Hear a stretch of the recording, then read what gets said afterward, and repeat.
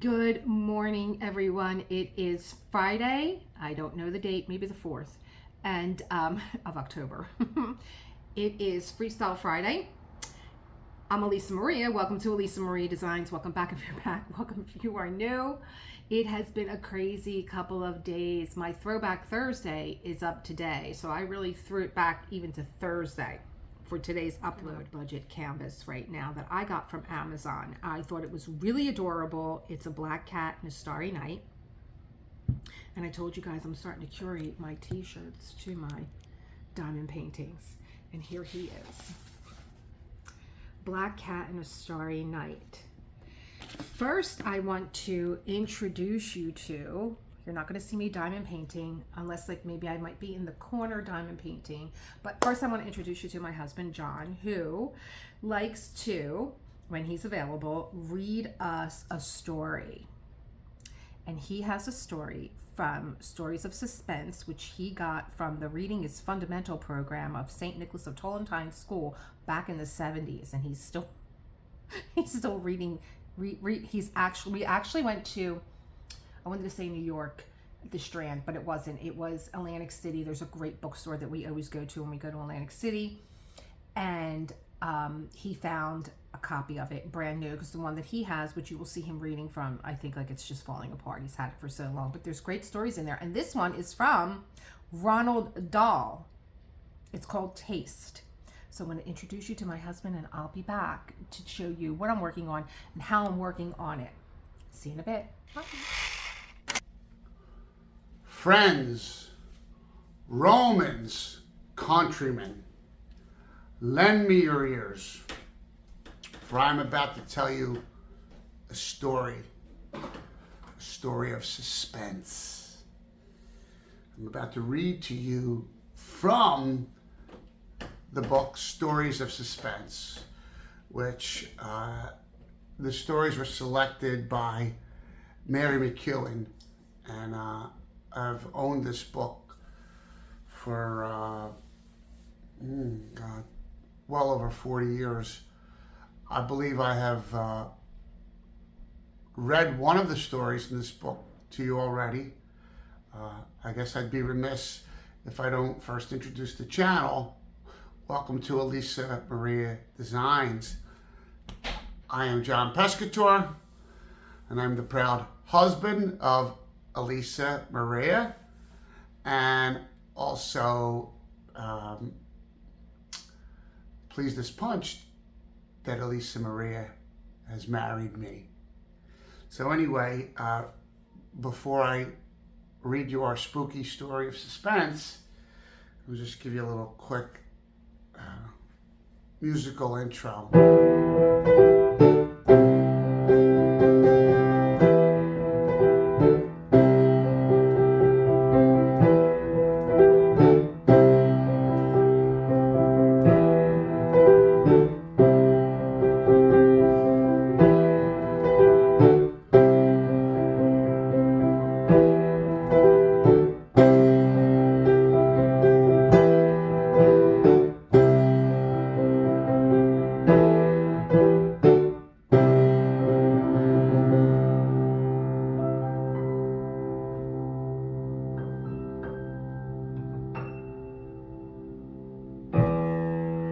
All right, so without any further ado, I shall be reading to you from my original copy of Stories of Suspense, which I think I got it off the Reading is Fundamental bookmobile at St. Nicholas of Tolentine School in the very early 70s.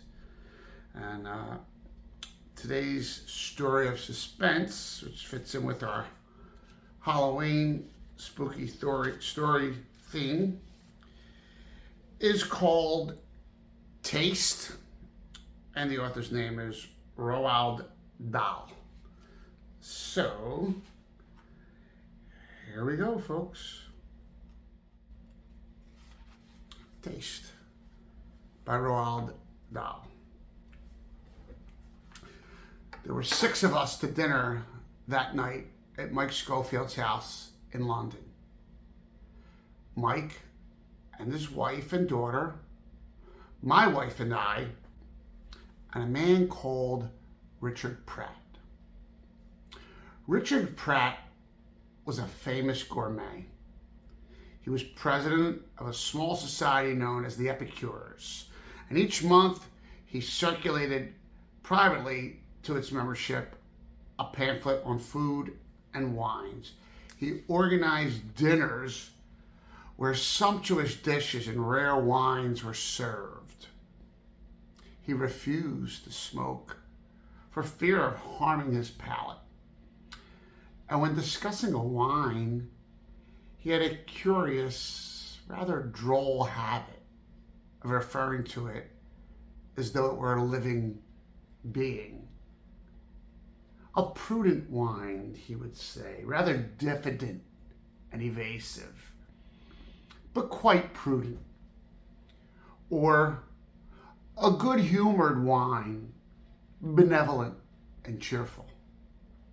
Slightly obscene, perhaps, but nonetheless good-humored. I had been to dinner at Mike's twice before when Richard Pratt was there. And on each occasion, Mike and his wife had gone out of their way to produce a special meal for the famous gourmet. And this one, clearly, was to be no exception.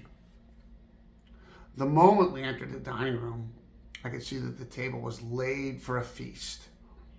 The tall candles, the yellow roses, the quantity of shining silver, the 3 wine glasses to each person, and above all, the faint scent of roasting meat from the kitchen brought the first warm oozings of saliva to my mouth. As we sat down, I remembered that on both Richard and Pratt's previous visits, Mike had played a little betting game with him over the claret, challenging him to name its breed and its vintage. Pratt had replied that should not be too difficult, provided it was one of the great years. Mike had then bet him a case of the wine in question that he could not do it. Pratt had accepted, and he had won both times. Tonight I felt sure that the little game will be played over again. But Mike was quite willing to lose the bet in order to prove that his wine was good enough to be recognized, and Pratt, for his part, seemed to take a grave, restrained pleasure in displaying his knowledge. The meal began with a plate of whitebait, fried very crisp in butter, and to go with it, there was a Moselle. Mike got up and poured the wine himself. And when he sat down again, I could see that he was watching Richard Pratt. He had set the bottle in front of me so that I could read the label. It said, Geyser Sleigh Sligsburg, 1945. He leaned over, whispered to me that Geyser Sleigh was a tiny village in the Moselle, almost unknown outside Germany. He said that this wine we were drinking was something unusual, that the output of the vineyard was so small that it was almost impossible for a stranger to get any of it. He himself had visited Geyser Sleigh personally the previous summer in order to obtain the few dozen bottles that they had finally allowed him to have. I doubt anyone else in the country has any of it at the moment, he said. And I saw him glance again at Richard Pratt.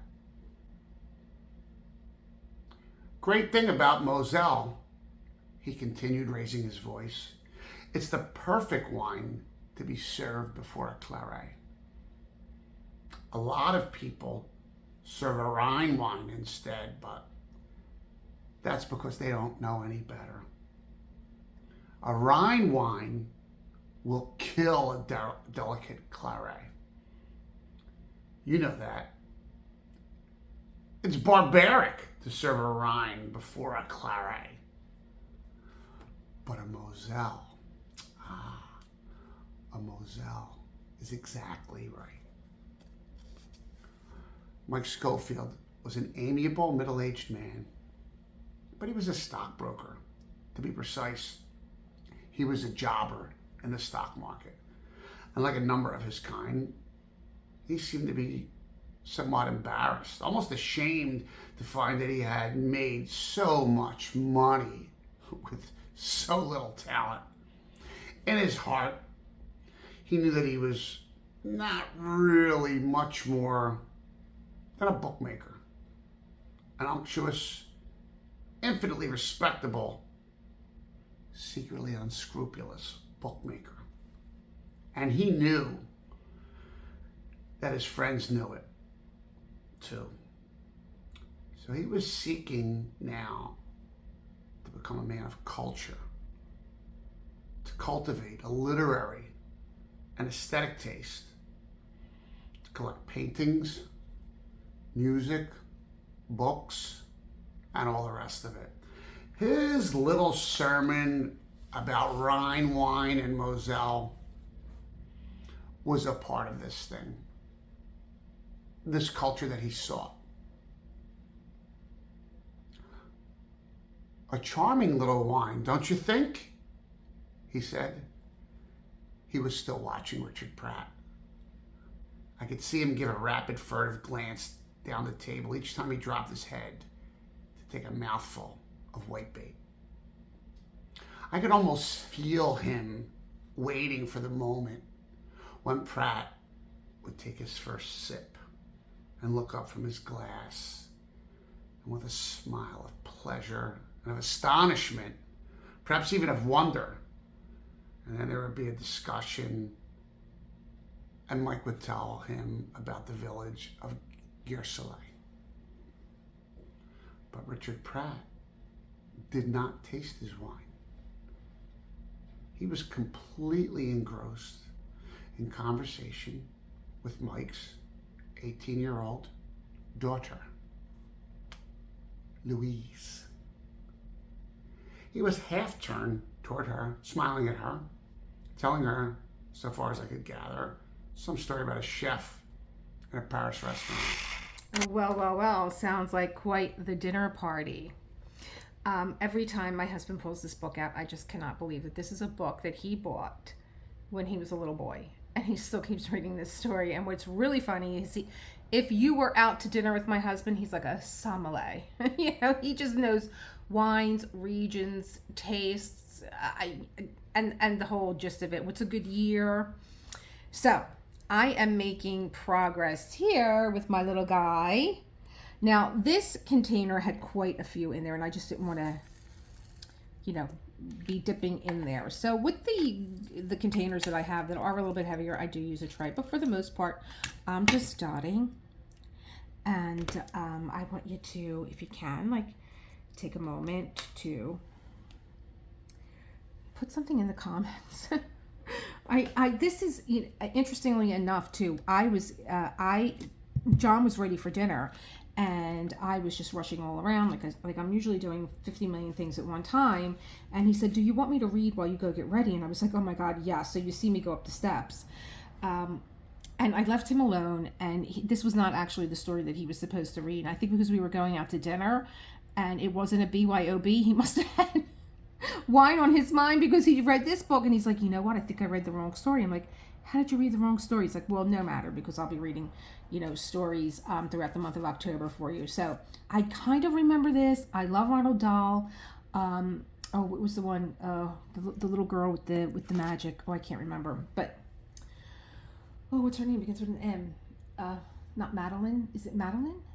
I can't remember. But I love Ronald Dahl. And when he writes a story, I hate for it to end. And I really don't know where we're going with this. But I am going to continue diamond painting silently, and John is going to continue to tell us the story. And I will, I have to break in It's part of YouTube's rules that you can't, just read a story straight through. I'm not a, an audio, library type of channel. So I don't think that you can, especially when you're monetized, read a story straight through. But I kind of like taking a break and I just, he got me in such a mood for a glass of wine, which I can't drink right now because it's early in the morning. But I did go get some cheese and crackers. So go get yourself a snack. And I will see you in a little bit while I diamond paint. But Richard Pratt did not taste his wine. He was completely engrossed in conversation with Mike's 18-year-old daughter, Louise. He was half turned toward her, smiling at her, telling her, so far as I could gather, some story about a chef in a Paris restaurant. As he spoke, he leaned closer and closer to her.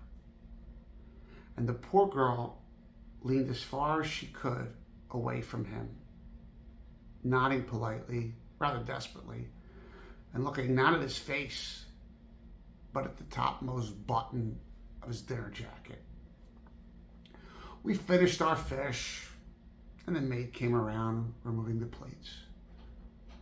When she came to Pratt, she saw that he had not yet touched his food. So she hesitated, and Pratt noticed her. He waved her away, broke off his conversation, and quickly began to eat, popping the little crisp brown fish quickly into his mouth with rapid jabbing movements of his fork. Then, when he had finished, he reached for his glass, and in 2 short swallows, he tipped the wine down his throat and turned immediately to resume his conversation with Louise Schofield. Mike saw it all. I was conscious of him sitting there, very still, containing himself, looking at his guest. His round, jovial face seemed to loosen slightly and to sag. And he contained himself and was still and said nothing. Soon the maid came forward with the second course. This was a large roast of beef. She placed it on the table in front of Mike, who stood up, and carved it, cutting the slices very thin, laying them gently on the plates for the maid to take around. When he had served everyone, including himself, he put down the carving knife and leaned forward with both hands on the edge of the table. Now, he said, speaking to all of us, but looking at Richard Pratt. Now, for the claret. I must go and fetch the claret, if you'll excuse me. You go and fetch it, Mike, I said. Where is it? In my study, with the cork out, breathing. Well, why the study? Acquiring room temperature. Of course, it's been there 24 hours. But why the study? It's the best place in the house. Richard helped me choose it last time he was here. At the sound of his name, Pratt looked around. That's right, isn't it? Mike said. Yes, Pratt answered, nodding gravely. That's right. On top of the green filing cabinet in my study, Mike said. That's the place we chose. A good, draft-free spot in a room with an even temperature. Excuse me now, will you, while I fetch it? The thought of another wine to play with had restored his humor, and he hurried out the door to return a minute later, more slowly, walking softly, holding in both hands a wine basket in which a dark bottle lay. The label was out of sight, facing downward. Now, he cried as he came toward the table, What about this one, Richard? You'll never name this one. Richard Pratt turned slowly and looked up at Mike. Then his eyes traveled down to the bottle, nestling in the small wicker basket, and he raised his eyebrows.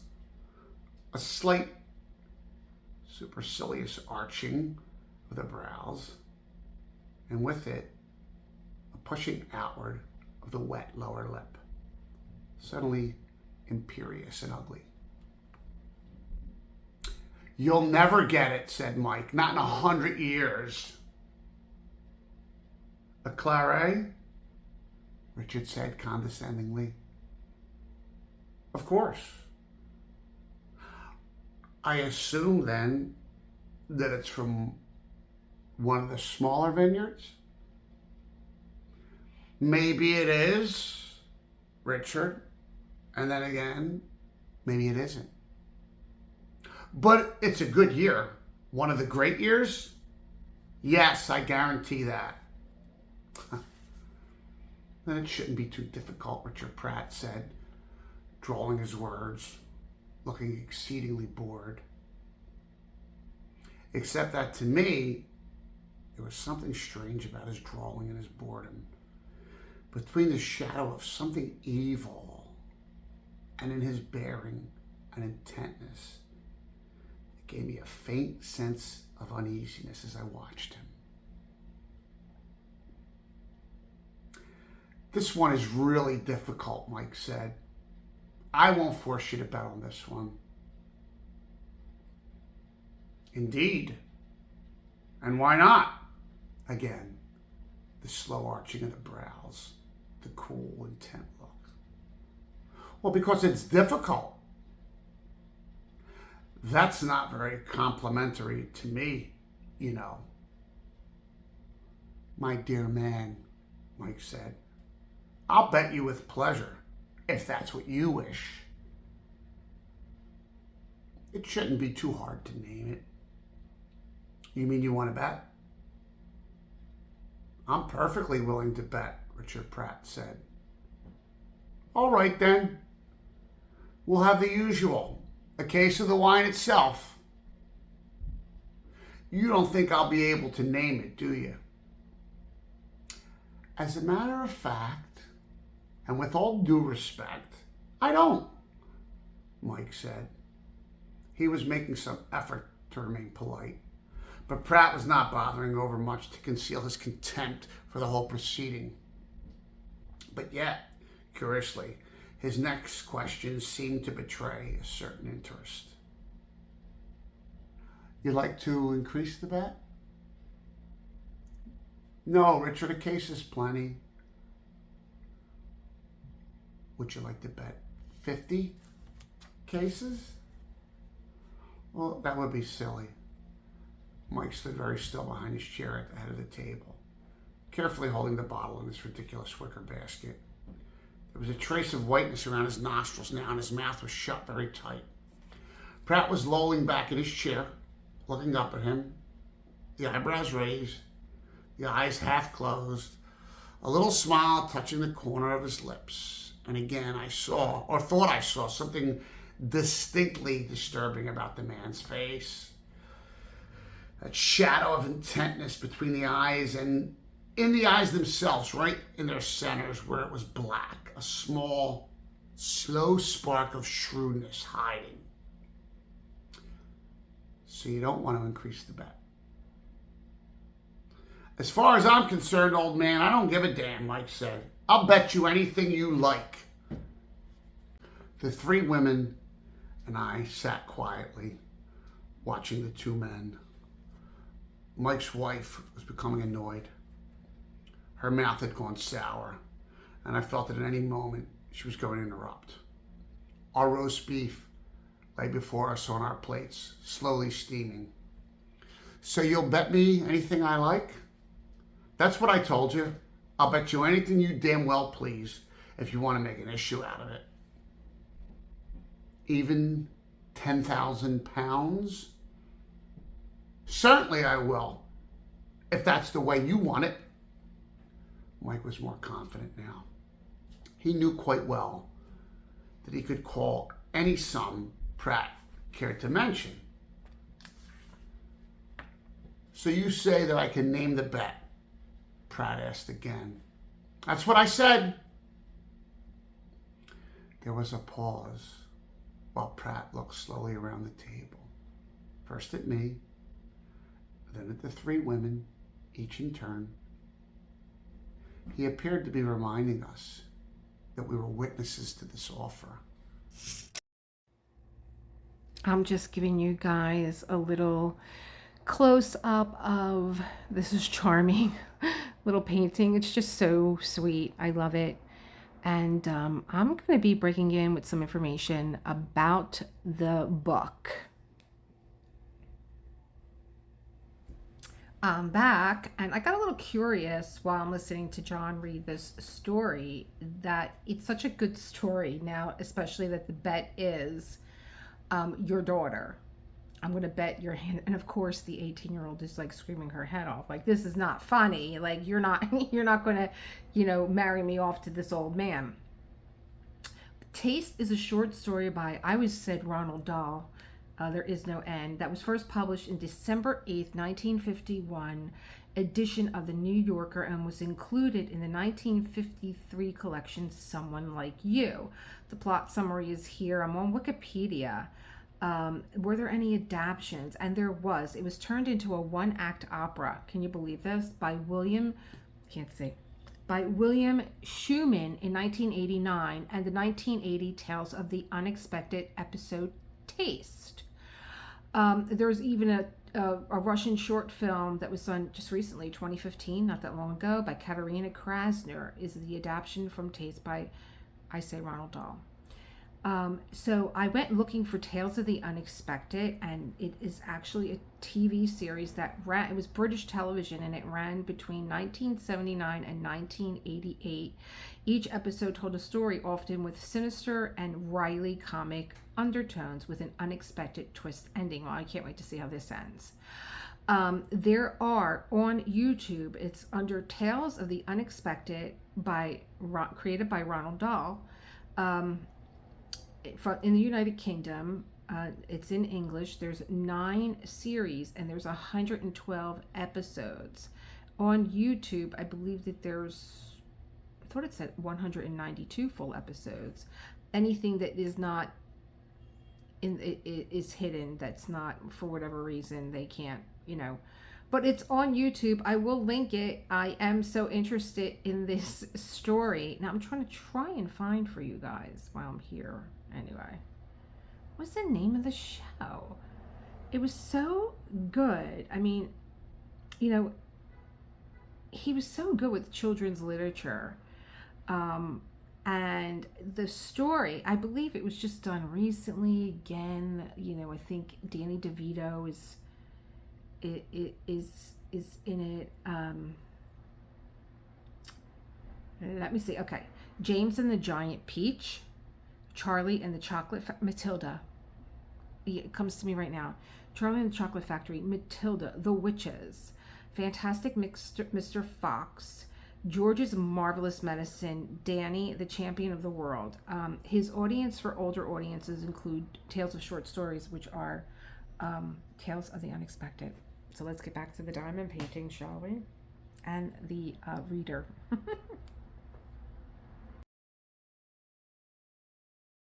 He appeared to be reminding us that we were witnesses to this offer.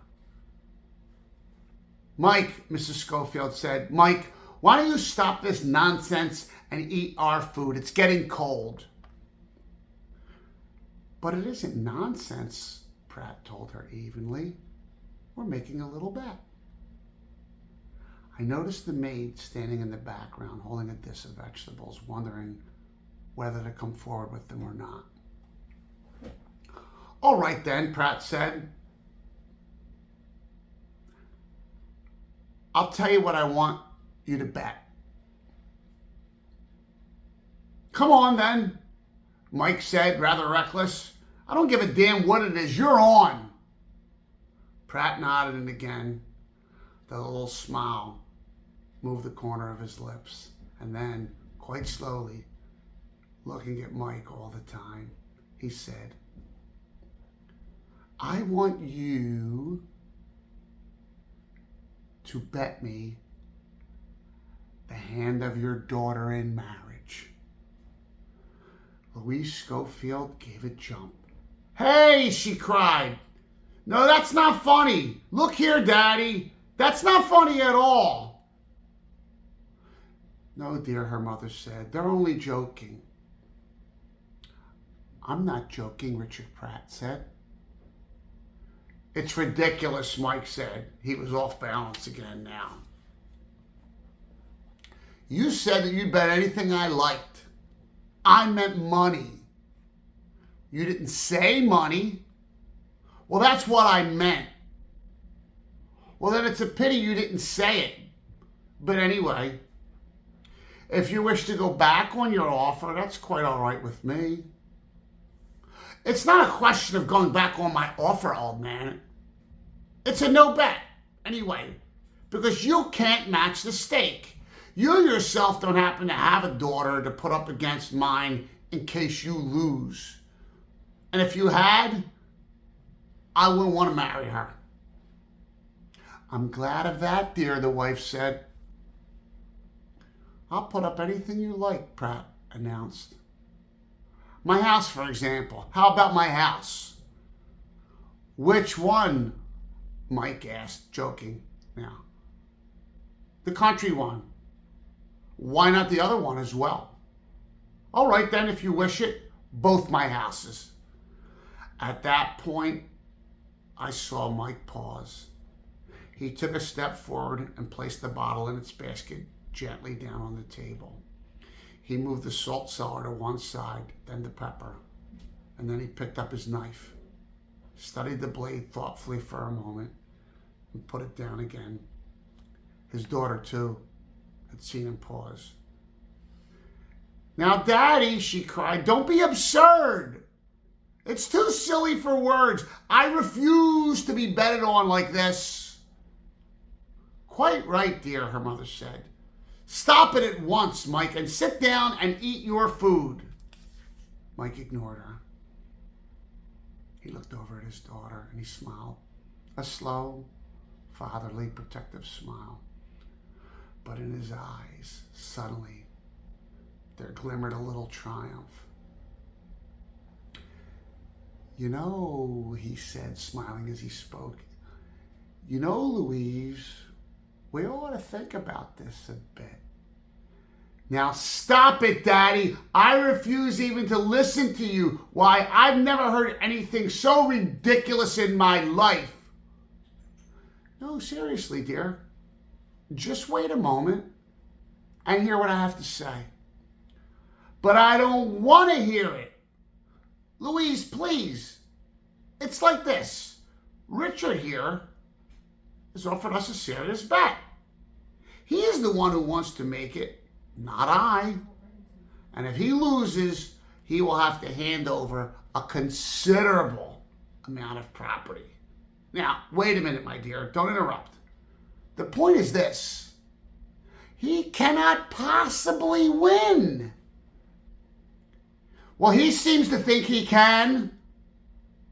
Now, listen to me, because I know what I'm talking about. The expert, when tasting a claret, so long it is not of the famous great wines like Lafite or Latour, can only get a certain way toward naming the vineyard. He can, of course, tell you the Bordeaux district from which the wine comes, whether it is from Saint-Emilion, Pomerol, Graves, or Médoc. But then each district has several communes, little counties, and each county has many, many small vineyards.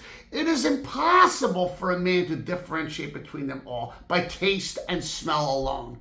I don't mind telling you that this one I've got here is a wine from a small vineyard and that it is surrounded by many other small vineyards, and he'll never get it. It's impossible.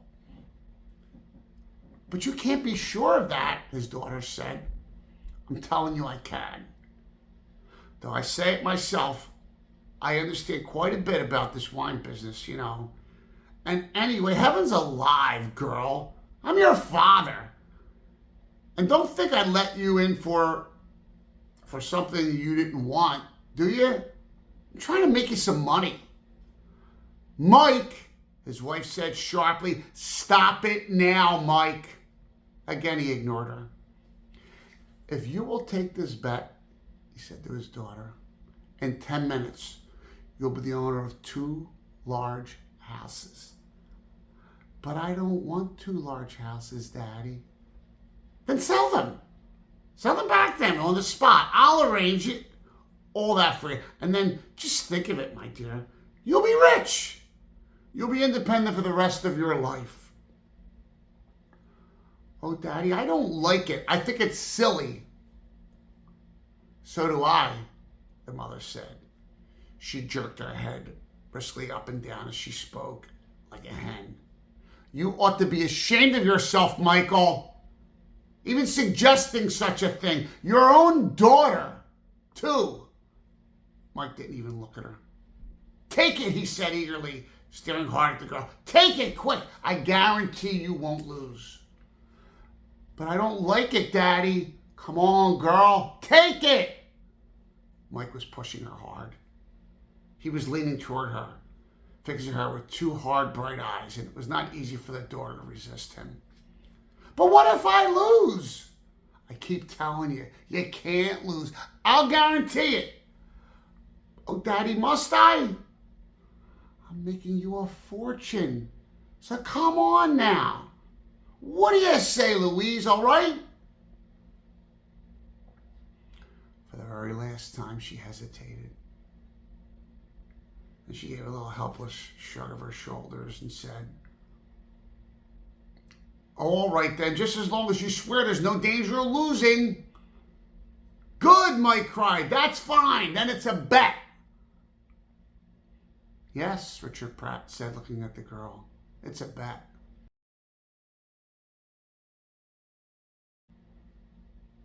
Immediately, Mike picked up the wine, tipped the first thimbleful into his own glass, then skipped excitedly around the table, filling up the others.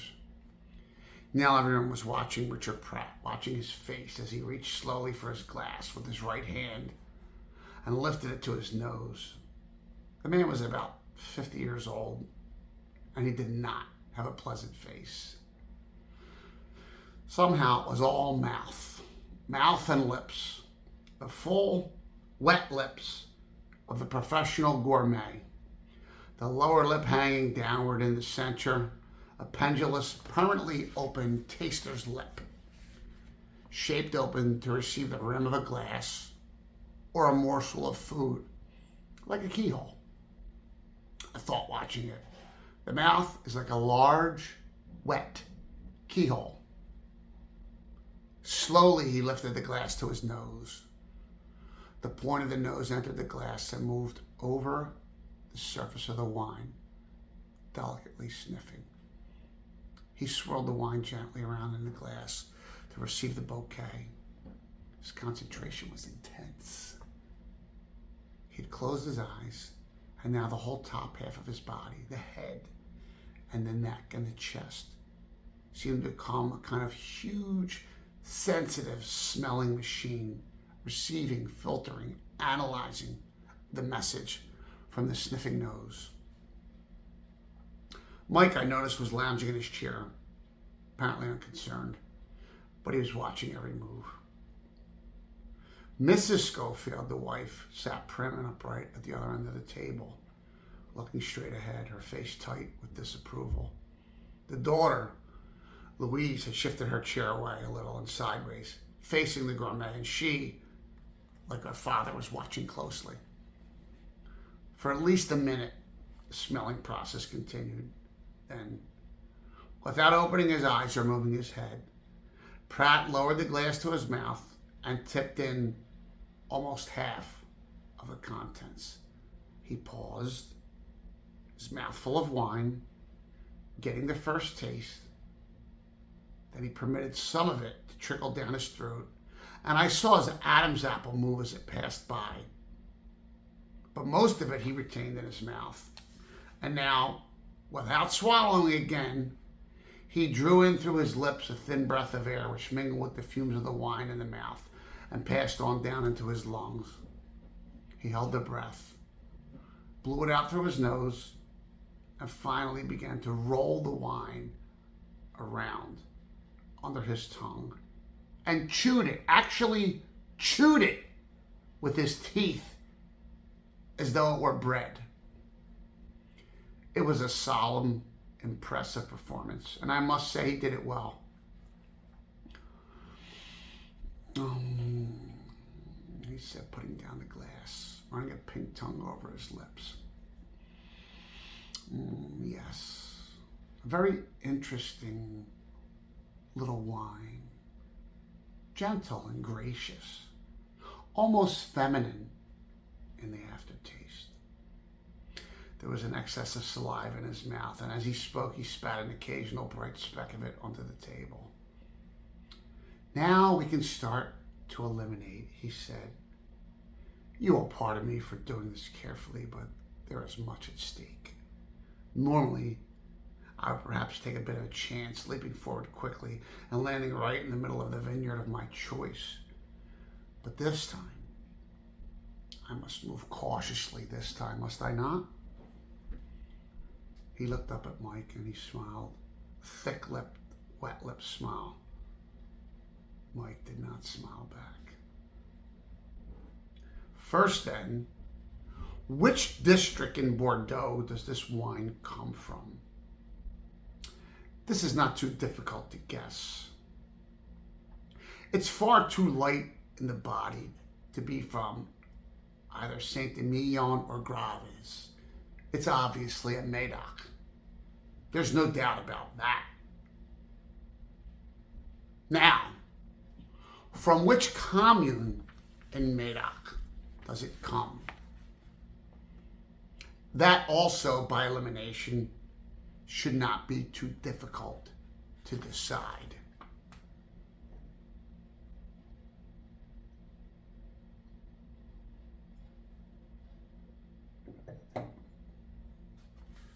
Margaux? No, it cannot be Margaux. It has not the violent bouquet of a Margaux. Pauillac? It cannot be Pauillac either. It is too tender, too gentle, and wistful for a Pauillac. The wine of Pauillac has a character that is almost imperious in its taste. And also, to me, a Pauillac contains just a little pith, a curious, dusty, pithy flavor that the grape acquires from the soil of that district. No. This is a very gentle wine, demure and bashful in its first taste, emerging shyly, but quite graciously in the second. A little arch, perhaps, in the second taste. A little naughty also, teasing the tongue with a trace, just a trace of tannin. Then in the aftertaste, delightful, consoling, and feminine, with a certain blithely generous quality that one associates only with the wines of the commune of Saint Julien. Unmistakably, this is a Saint Julien. He leaned back in his chair, held his hands up level with his chest, and placed the fingertips carefully together. He was becoming ridiculously pompous. But I thought that some of it was deliberate, simply to mock his host. I found myself waiting rather tensely for him to go on. The girl Louise was lighting a cigarette. Pratt heard the match strike and he turned on her, flaring suddenly with real anger. Please, he said, please don't do that. It's a disgusting habit to smoke at table. She looked up at him, still holding the burning match in one hand, the big, slow eyes settling on his face, resting there a moment, moving away again, slow and contemptuous. She bent her head and blew out the match, but continued to hold the unlighted cigarette in her fingers. "I'm sorry, my dear," Pratt said, "but I simply cannot have smoking at table." She didn't look at him again. "Now, let me see. Where were we? Ah, yes. This wine is from Bordeaux, from the commune of Saint Julien, in the district of Médoc. So far, so good. But now, we come to the more difficult part, the name of the vineyard itself.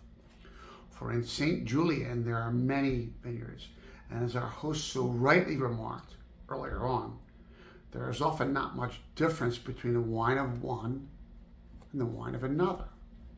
But we shall see." He paused again, closing his eyes. "I'm trying to establish the growth," he said. "If I can do that, that will be half the battle. Now, let me see. This wine is obviously not from a first growth vineyard, nor even a second. It is not a great wine. The quality, the what do you call it? The radiance, the power is lacking. But a third growth, that it could be. And yet I doubt it. We know it is a good year. Our host has said so. And this is probably flattering it a little bit. I must be careful. I must be very careful here." He picked up his glass, took another small sip.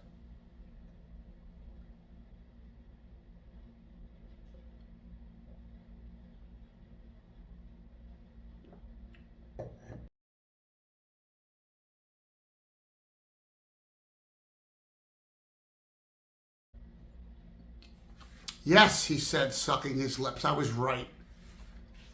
It is a fourth growth. Now I'm sure of it. A fourth growth from a very good year, from a great year, in fact. And that's what made it taste for a moment like a third or even a second growth wine. Good, that's better. Now we are closing in. What are the fourth growth vineyards in the commune of Saint Julien?" Again, he paused, took up his glass, held the rim against the sagging, pendulous lower lip of his.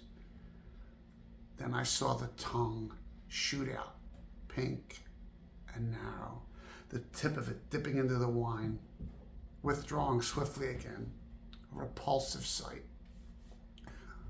When he lowered the glass, his eyes remained closed, the face concentrated, only the lips moving, sliding over each other like two pieces of wet, spongy rubber. "There it is again," he cried. "Tannin in the middle taste, and the quick, astringent squeeze upon the tongue. Yes, yes, of course. Now I have it. This wine comes from one of those small vineyards around Bechevel. I remember now the Bechevel district and the river and that little harbor that is silted up so the wines can no longer ship. The wine ships can no longer use it. Bechevel. Could it actually be a Bechevel itself? No, I don't think so. Not quite. But it could somewhere very close. Chateau Talbot? Could it be a Talbot? Yes, it could be. Wait a moment. He sipped the wine again. And out of the side of my eye, I noticed Mike Schofield and how he was leaning farther and farther over the table, his mouth slightly open, his small eyes fixed upon Richard Pratt. No, I was wrong. It was not a Talbot. A Talbot comes forward to you just a little quicker than this one. The fruit is nearer to the surface.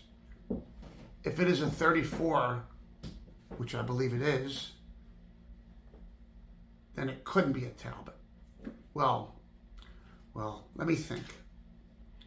It is not a Bechamel, and it is not a Talbot. And yet it is so close to both of them, so close that the vineyard must be almost in between.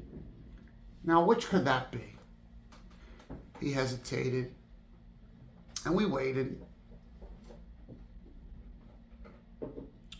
watching his face. Everyone, even Mike's wife, was watching him now. I heard the maid put down the dish of vegetables on the sideboard behind me, gently, so as not to disturb the silence. Ah! He cried, I have it! Yes, I think I have it. For the last time, he sipped his wine.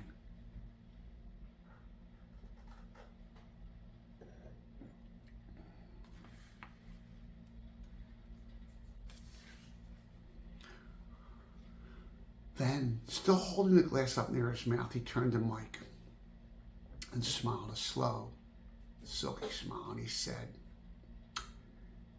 you know what this is? This is the little Chateau Bragnières du Cré. Mike sat tight, not moving. And the year? 1934.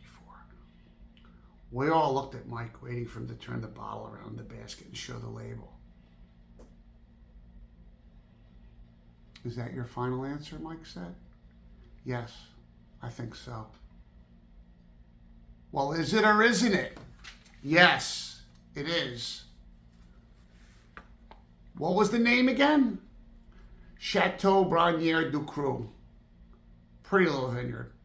Lovely old chateau. Know it quite well. Can't think why I didn't recognize it at once. Come on, Daddy, the girl said. Turn it around and let's have a peek. I want my 2 houses. Just a minute, Mike said. Wait just a minute. He was sitting very quiet, bewildered looking, and his face was becoming puffy and pale as though all the force was draining slowly out of him. Michael, his wife called sharply from the other end of the table. What's the matter? Keep out of this, Margaret, will you please? Richard Pratt was looking at Mike, smiling with his mouth, his eyes small and bright. Mike was not looking at anyone. Daddy, the daughter cried, agonized. But Daddy, you don't mean to say he guessed it right? Now, stop worrying, my dear, Mike said. There's nothing to worry about. I think it was more to get away from his family than anyone else that Mike then turned to Richard Pratt and said, I'll tell you what, Richard. I think you and I better slip off into the next room and have a little chat. I don't want a little chat, Pratt said. All I want is to see the label on that bottle. He knew he was a winner now. He had the bearing, the quiet arrogance of a winner. And I could see that he was prepared to become thoroughly nasty if there was any trouble. What are you waiting for, Mike? He said. Go on and turn it round. Then this happened. The maid, the tiny, erect figure of the maid in her white and black uniform, was standing beside Richard Pratt, holding something out in her hand.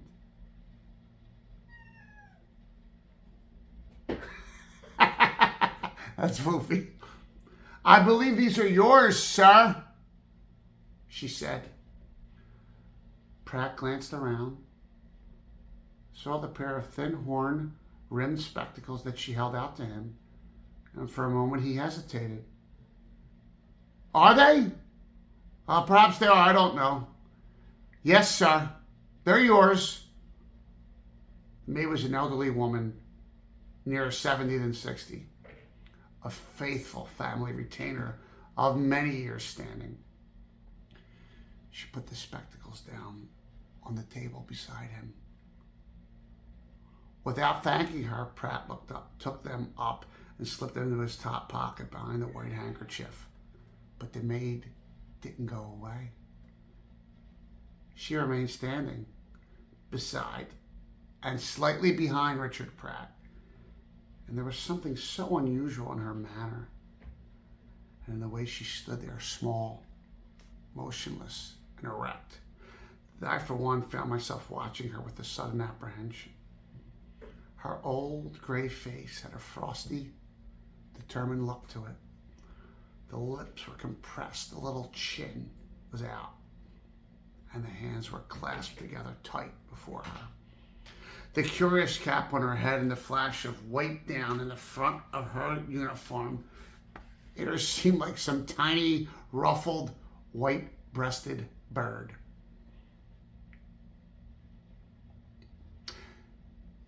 You left them in Mr. Schofield's study, she said. Her voice was unnaturally, deliberately polite.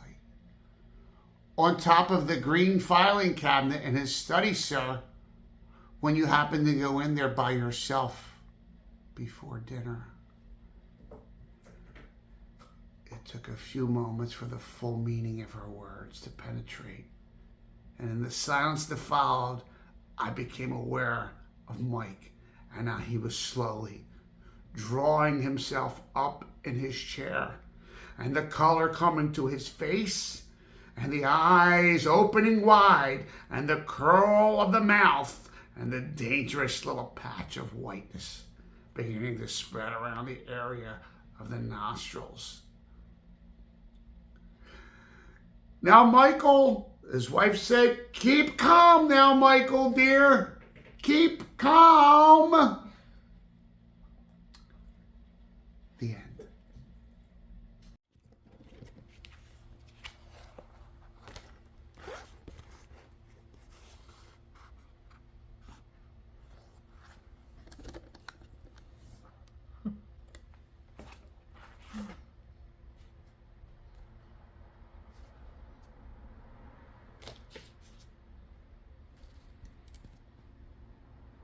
Oh, I'm still filming. I thought I hit the pause button. I have a little bit more of this to go. Wow. You know, I sat here one night, I was waiting for John to get ready, and I opened up this case. I didn't feel like using a tray, pulling out a tray, and I was just like, and I was probably in a section of this canvas that, you know, I opened up the little containers, and I was just dabbing along, and I didn't realize how many of them really, you know, I think I was up here. You see how you just have these like little doodads, and I was like, oh, this is so much fun to paint like this with it open. And I guess as it gets more and more condensed, if I miss anything, I can do that. But I didn't realize that so many of them had like full drills. Of course, you know, I've got this Starry Night Sky to do yet. He's just so adorable. I am going to frame him. He is going to be a gift. Like I said it before, my mom likes Van Gogh, and she has a black cat, and I think if I can get this done for her by Halloween, you know, maybe I'll give it to her then. She can put it in her window. I actually have Haunted in my front window. I will make sure that I take a picture of that and show you guys. But I just wanted to thank you all.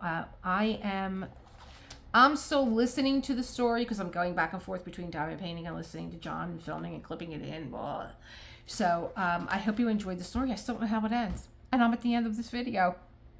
I will see my members tomorrow for a crafternoon. We're doing Chosen. She is moving so quickly. She's moving so fast. I just love her. And then I will see you guys on Sunday. I am no longer reading Big Magic.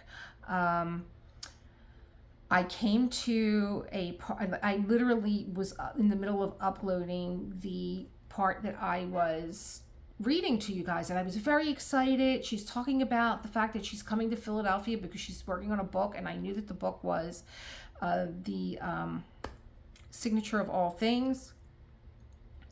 And then, you know, her beloved, who she's naming Philippe in the book, his real name is Jose Noon, which comes out later because she marries him.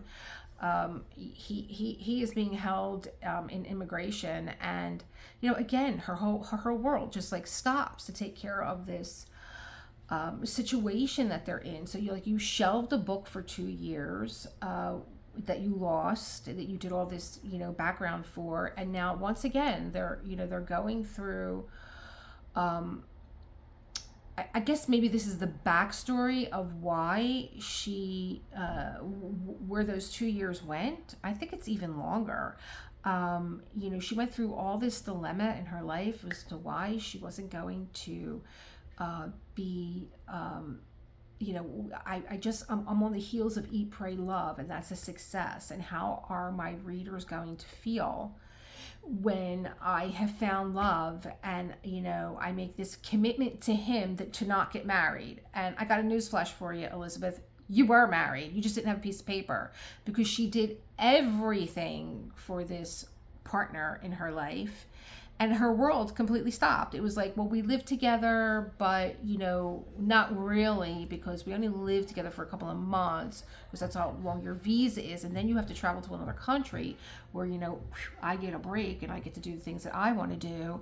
And yeah, but then I don't know, like when you get off the plane, well, I still remember you. It was so convoluted. I'm like, you are married, but like that was like the first red flag in my face. I'm like, if my husband was gone for a few weeks every couple of months, I would be like, I miss John so much. We'd be talking, of course, John and I are together. We come together at the end of our days, but we have for as much as we're together, and those of you that have said, my God, you guys are so cute together, you're adorable. We are, but we have very separate interests that we chase and pursue, together and sometimes individually. But I just couldn't believe like the love and respect that I had for this woman. I was like, you know what? She was really making me angry when she was in the, they arrested him and they took him to Homeland Security, took him and put him in a room for 6 hours to interrogate him. I'm like, what the hell is going on? Like, and like she's just outside making buttons. Oh, my poor Philippe, they're mistreating him, and I'm giving him bubble gum in a book, so he can make it. I'm like, are you not questioning why he is, Homeland Security is there? And she just thinks it's a trap. Well, lady, guess what? We're on the heels not only of your book but of 9/11, and I don't think that anybody look. Yeah, you have women that married men that one day get up and decide to kill their family. Are there no bells going off in your head? And I bought the book Committed because I didn't know that she read it, and I had said that in a few chapters before. I mean, talk about a spooky story. Here we go. I could have did this on my own today. I completely lost my train of thought because I'm getting all worked up. But there's bells going off in my head. He's like, like selling gemstones, and they were selling them here in New Jersey, like right across the bridge. I'm in Philly, Jersey's right across the bridge, where they had, a store. And like, she's just giving up her life. Like, she wasn't a big time writer. She was writing for men's magazines, and then she hit fame and fortune and considerable acknowledgement for her writing ability with Eat, Pray, Love. I mean, sister, Julia Roberts played you in a movie, and am I to believe that this love that you find is Javier Bardem? Because I saw a picture of this guy that you're going gaga over. He's no Javier, Anyway, I was just going off, and the things that she was doing and writing about in the book, I'm like, you've had some time to think about writing this. It seems like you're writing it. It seems like you took your diary and just published it, because there was like no hindsight or thought like, my readers are going to be really upset that I found love and I'm just not going to get married. But you didn't think about what your readers might have thought with this whole convoluted story. Fast forward 10 years, they're divorced. But your life was put on hold, and it was put on hold again because she not only divorced, she switched teams. She's, regrettably, and my sympathies, the woman died. She got involved with a woman that had terminal cancer, and she was going to spend her time with her until she was no longer here. Now, that's no guarantee. You could be the first one to die. Okay? Let me tell you something personally about my life. I was, I had a business here in Philly. I had a restaurant here in Philly. I had 2 restaurants here in Philly. We were combining them both.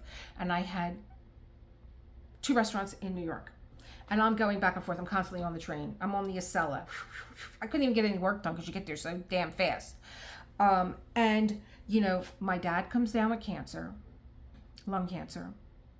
My ex-husband's grandmother is having one heart attack after another. And we're coming together as a family, the women in the family, me, my mother-in-law, her sister, and a cousin.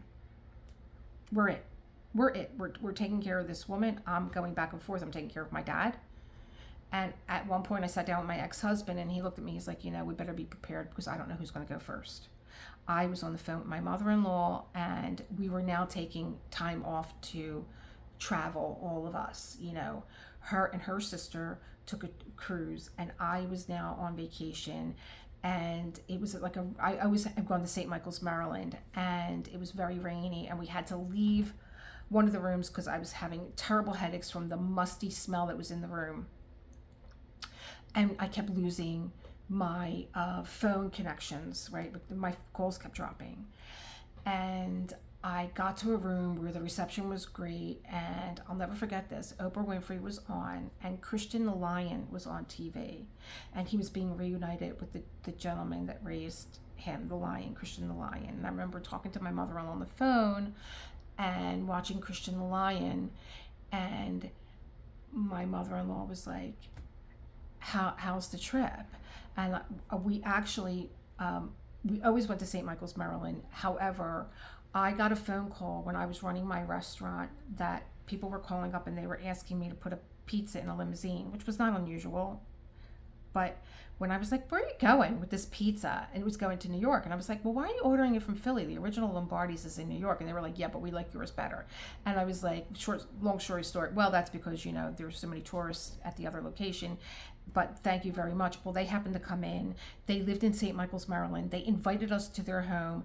And when we went there, I don't know this about myself, but when I get really nervous, evidently I become hysterical.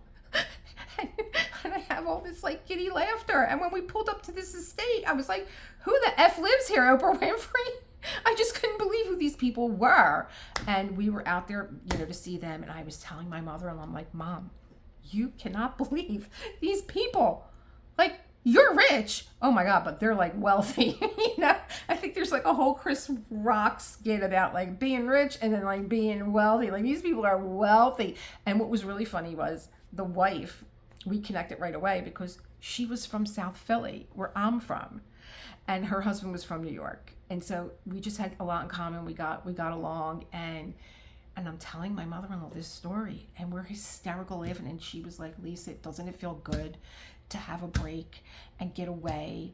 And I'm like, it really does. Like, you had a great cruise, and we were we had tears coming down our eyes. Now, I'm going to tell you something else. Me and my mother-in-law didn't have a good start because I was not from New York, and she felt as though her son should have married somebody from New York. And it was so good to be at this point in our relationship where we could just laugh and have fun. And I loved her dearly. There were a few times that I had separated from my ex-husband, and she called me every day and she was like, Lisa, I just want you to know I don't know what's going to happen with you and my son, but I love you so much. And while we were laughing on the phone went dead. And it was, one thing after another. I'm like, I'm calling her house, I'm calling her phone. And my ex-husband got up and he says, come on, we have to get ready. We're going to dinner. And I was like, I was talking to your mom. She's like, no, I can't get her back on the phone. He's like, I was there last week. Her phone calls keep dropping. Well, my mother-in-law actually died while I was on the phone with her. And so like, this is always front and center in my life with everything. From that moment, my world changed. Absolutely. Time became it was already a big element in my life, but there was no more suspension of time. Like, I'm going to suspend my life here because I'm going to help you do this. It was over for me. And I'm reading this story. Maybe that's why I was getting angry. I don't know. I mean, talking to you guys, even though you're not here, is a way for me to like maybe sometimes talk things through and be and like, oh, well, maybe that was it. Maybe that's why I was getting so angry with this woman. Like, you're taking for granted that you're gonna now stop your life again, and you're going to take care of this woman who's now the love of your life, and you're going to put everything on hold until she passes away. And I believe my girlfriend Anna, who put out into the universe that one day Elizabeth Gilbert's going to walk into into my store, and she did. And they took pictures, and she told her, all about it. And I was like, this is so great. I love Elizabeth Gilbert, and I do. And I'm not one to judge, anybody's decisions, but I did question,